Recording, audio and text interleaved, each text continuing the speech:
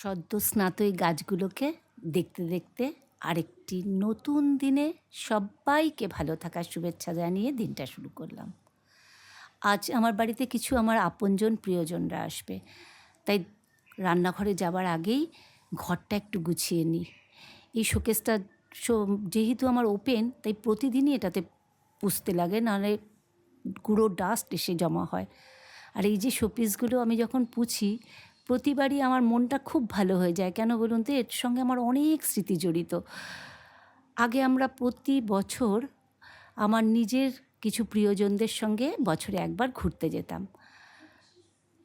সেই সমস্ত জায়গা থেকে পছন্দের সব শোপিসগুলো আজ আমার হাত ধরে আমার ঘরে এসেছে।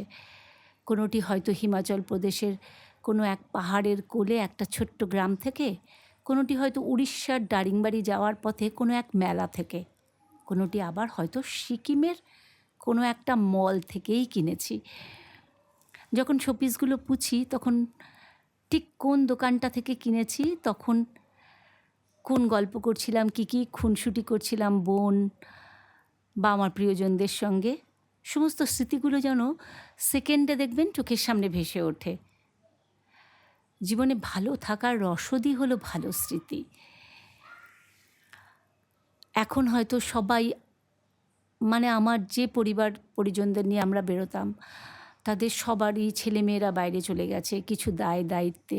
একটা অদৃশ্য বেড়ি আমাদের পায়ে পড়ে গেছে, যার ফলে এখন আর একসাথে হয়ে আর বেরোনো হয় না।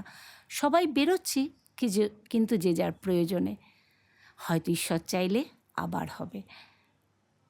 আচ্ছা, যখন এই ঘোরাঘুরির কথা বলছি, আজকে আপনাদের সঙ্গে না একটা সত্যি ঘটনা শেয়ার করি, আমার ঠাম্মার জীবনে ঘটা।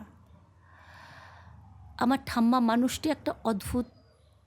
তিনি যে খুব লেখাপড়া জানতেন তা না, কিন্তু ঠাম্মার থেকে অনেক কিছু শিখেছি। বিশেষ করে কুসংস্কারচ্ছন্ন যে মন থাকে, আগের দিনের মানুষ সবাই বলতো অনেক কুসংস্কারচ্ছন্ন হয়। আমার ঠাকুমা তাদের থেকে একদম আলাদা ছিলেন। খুব বেশি কুসংস্কারকে আমিও বিশ্বাস করি না, এটা বোধহয় আমার ঠাম্মার থেকেই শেখা। আমার দাদু, মানে আমার ঠাকুরদা, ছিলেন তখনকার দিনের জাহাজের বড়বাবু। সেজন্য সেই সুবাদে আমার ঠাম্মাকে নানা জায়গায় ঘুরে ঘুরে থাকতে হতো। ঠাম্মা কলকাতাতেই বিয়ের পর থেকে থাকতেন। একবার ঠাম্মা খিদিরপুর ডকের কাছাকাছি একটা বাড়িতে ভাড়া গেছিলেন, কারণ ভাড়াই থাকতে হতো, যেহেতু দাদুর চাকরি বদলির চাকরি। তখন আমার বাবার পরের যে ভাই, মানে আমার কাকা, সে খুব ছোট। তো ঠাম্মারা যে বাড়িতে ভাড়া নিয়েছিল তার ঠিক উল্টো দিকে একটা বড় জমিদার বাড়ি ছিল। ঠাম্মা আমাকে গল্প করেছে, জানিস তো, আমি দেখতাম ওই বাড়িতে যে সমস্ত ভাড়াটেরা আসতো 2-3 দিন থাকতো, আবার চলে যেত। একদিন আমি আমার শাশুড়ি মাকে জিজ্ঞাসা করলাম, আচ্ছা মা, ওদের বাড়ির ভাড়াটেরা 2-3 দিন বাদে বাদেই চলে যায় কেন? এটা খেয়াল করছি। তখন আমার শাশুড়ি মা আমাকে বলল, শোনো বৌমা, তুমি না কোনো দিনও, ঠাম্মার ওইখানে একটা খাটের 2টো জানলা ওই বাড়িটার দিকে ছিল, সন্ধ্যের পর জানলা 2টো খুলবে না। হয়তো আমার ঠাম্মার শাশুড়ি মা তার অল্প বয়সী বৌমার মনে কোনো ভয় না ঢোকানোর জন্যই বলেছে, আচ্ছা এই যে পুতুলগুলো সাদা দেখছেন, এটা আমার সিকিম থেকে আনা, এটা কিন্তু ফিশ বোনের। আজ 20 বছর হলো এই সিকিম থেকে আমার হাত ধরে আমার পরিবারে চলে এসছে। যে কথাটা হচ্ছিল, পুরো শোকেসটা একবার দেখে নিন, গোছানো হয়ে গেছে। তো খুলবে না। সেই একদিন নাকি ঠাম্মা বলল অনেক রাত। আচ্ছা, গল্পটা বলার আগে একটু বলে নিই, ক্যাসেট এখন আর কেউ শোনে না। আমাদের ছোটোবেলার সেই ক্যাসেট চালিয়ে গান শোনার দিন চলে গেছে।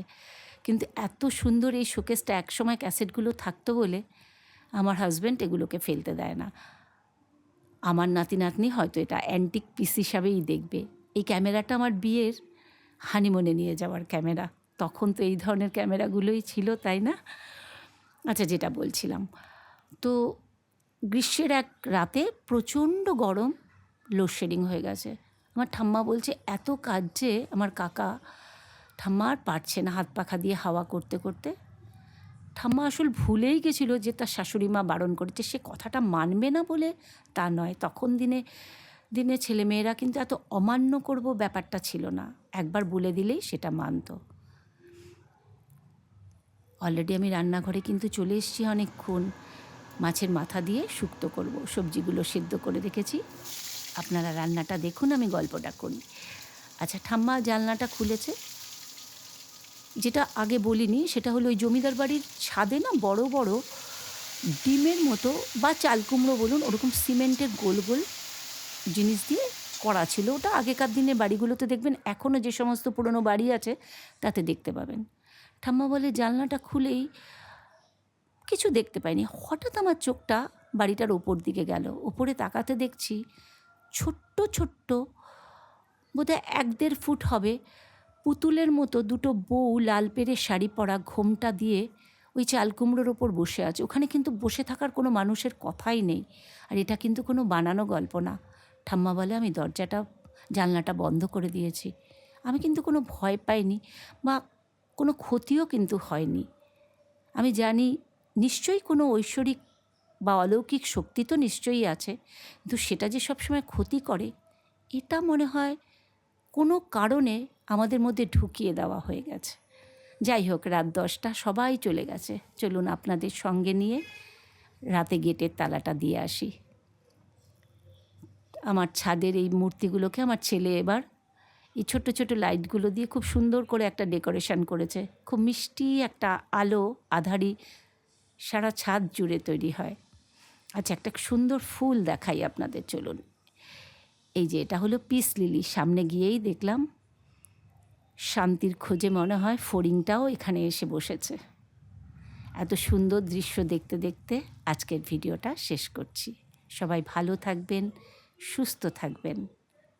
আবার দেখা হবে নতুন আরেকটি কোনো দিনে।